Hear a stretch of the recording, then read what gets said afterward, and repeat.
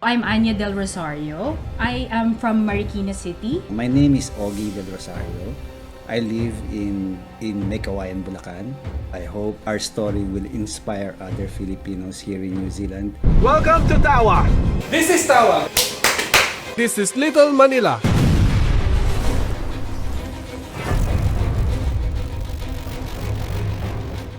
Welcome back to this exciting episode.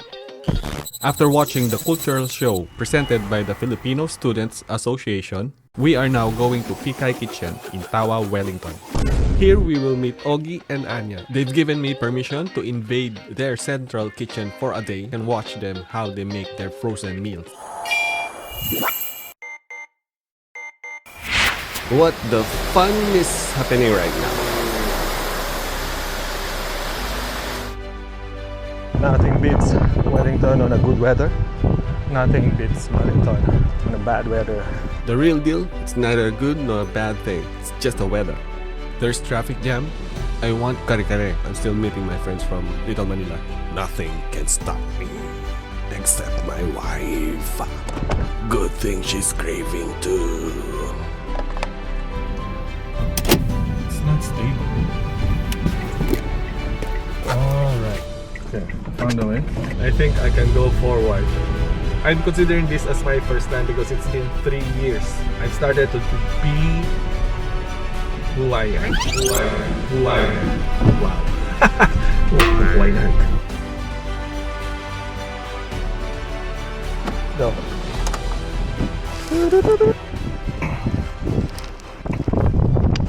Ito ba na yun? Ito ba yun? Kamusta? Ayos lang. Okay lang.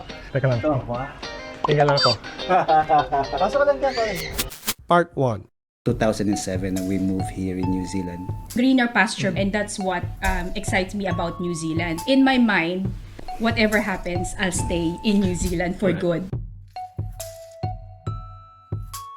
We started selling bags from Divisoria.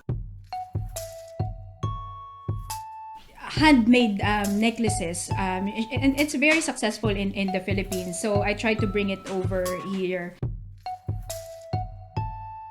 We also ventured in hands and feet, Ito yung molding magandang ng kids. venture na natin, hands and feet. Na minomold namin yung hands and feet ng mga babies, and then we frame. Honestly, we just do it as a side hustle to earn more money. It's just like typical Filipino wanting side hustle and extra money on the pocket. How we end up is we always wanted to buy a house. A friend of mine, he has more than 5 houses and he's just earning the same as I do. He said, you know, Ogi, that you can buy your second house without putting out your own money. While building their real estate investments in 2016, something unexpected happened. Yes, I had a heart attack, open heart surgery, double bypass.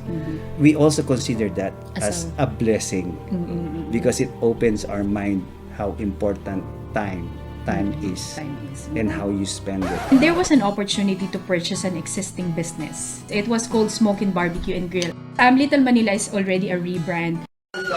Bakit yung naisip naman dito?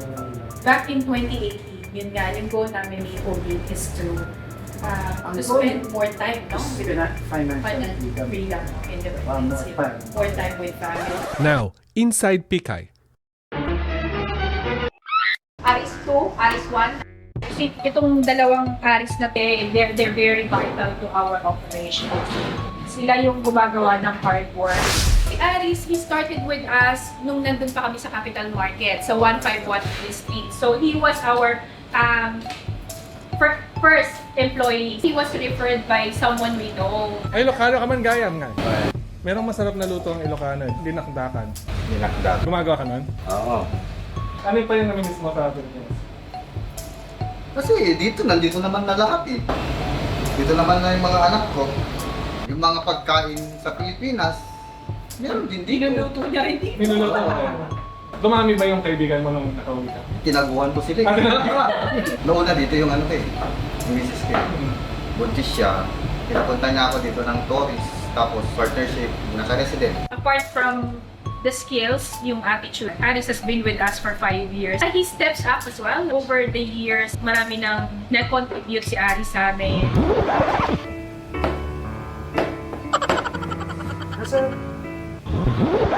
Ano yung naminis mo sa atin o sa Pilipinas? Traffic, Bakit nang nalulungin ka? My gosh. Dito wala. Kaya ko lakarin mula sa bahay. So, kaya ano nagugustuhan mo sa dito? Sa New Zealand. Yung weather, October 28, 7 months na ako dito. Okay. Nakapagpasyal-pasyal ka. City pa lang, as upper hut. Saan lang mo masasabi ka sa city? Sa city, okay mo, para siyang malaking BGC. Okay. Part 2.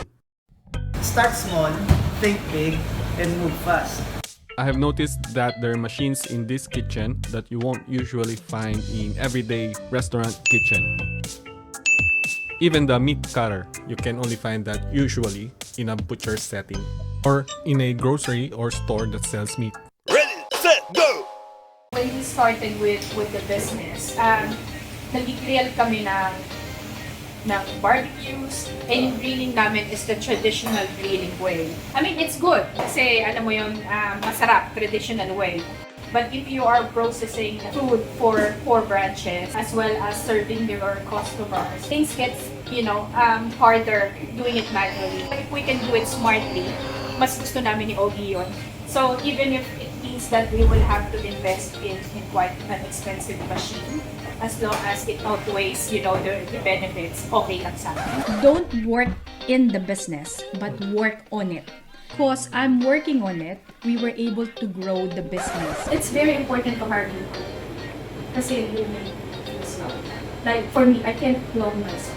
I have other things to do. Like yesterday, meron kami for business opportunity. There are more productive days that I should be doing outside of the kitchen.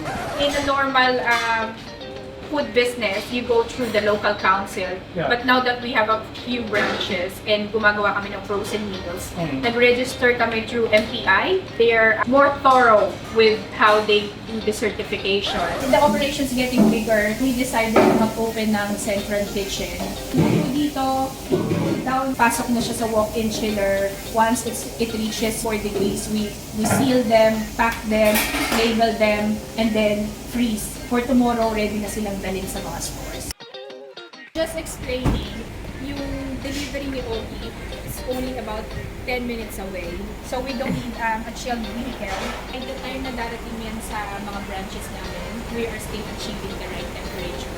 So it's just important to note that, kaya sinabi ko yun sa'yo. Especially frozen yung mga yan. He will deliver in Aotearoa, which is only like less than 10 minutes away. 5 minutes nga lang. So hindi kami mawawala sa temperature.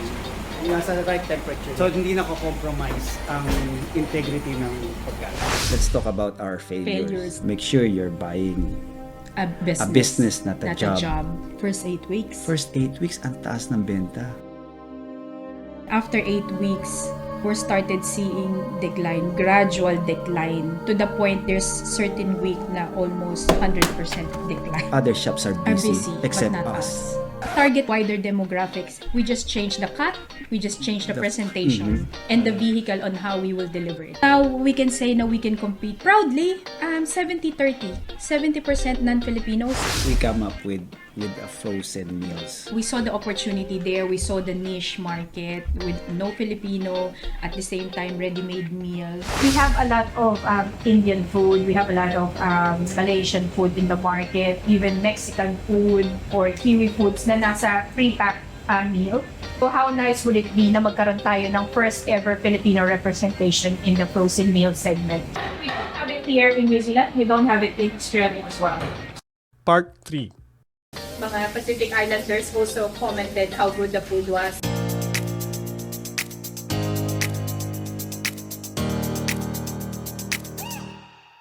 Like any other dishes, preparation is the key. Let's ready the vegetables and broth, and let's rock and roll. Ready the brat pan, and then put on some oil, garlic, onion, anato, peanut butter. Don't forget to mix. For this kare-kare version, we're cooking beef. Cooking kare-kare has evolved. Some put oxtail or stripe, and sometimes banana blossom is added. Put that shrimp paste, sugar, fish sauce, add the broth, mix it and stir it, and then some coconut milk. Mix it, stir it. Oh, you're checking the step-by-step procedure. That's smart. Close the lid, bring to boil and simmer until meat is cooked. 20 kilograms of beef make us about 50 packs of frozen meals. Ready the basins. Ride ko yung kailangan ipa-cool down. To cool it down, transfer the meat.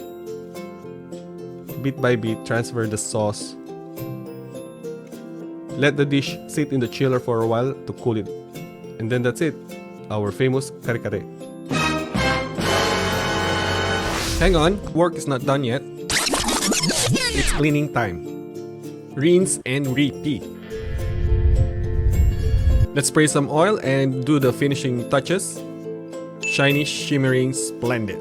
When you're dealing with food, customer safety is key. So ngayon, magpapak na tayo ng ating frozen meal. Pero yan, gloves, hairnet, clean uniform. So yung tray, lalagyan natin na naka-tear na yan. So equal amounts of kare-kare as well as the sauce. But I was telling you, hindi siya pwedeng overfill kasi mahihirapan kang isara yung tray when you try and seal it. Okay? There. No, actually yes, we can put beans. So all the ingredients listed, line size na 500 grams.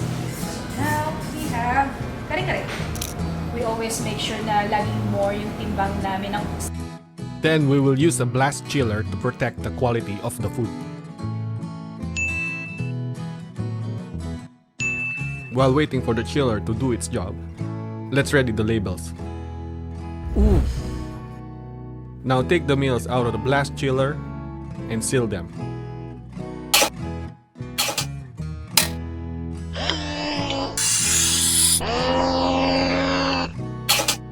Happy with the seal? Yeah, fully covered. Seal, sleeves. Now time to put them inside the freezer.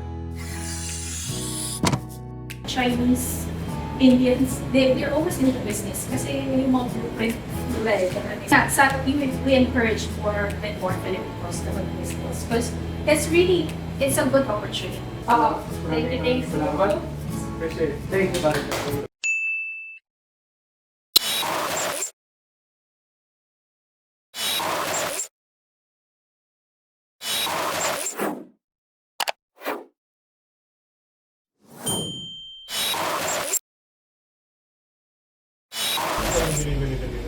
Maghugas, maglinis, magmap, mag-scrub na.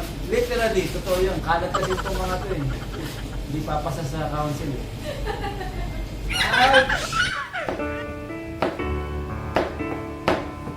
Nasa... industry. Tumatanda na eh. Yung mga neurons na yun. Pares tayo. Oh, sorry, walang ganito sa... Ayun o, Pero ako lang. Baka hindi masyado. Teka lang. Huwag ka nang tumawa. So Lloyd, just explain. Hindi ko na-play, pre. Joke yun. So, Sige, go. kanina pa expose yung mukha ko yun.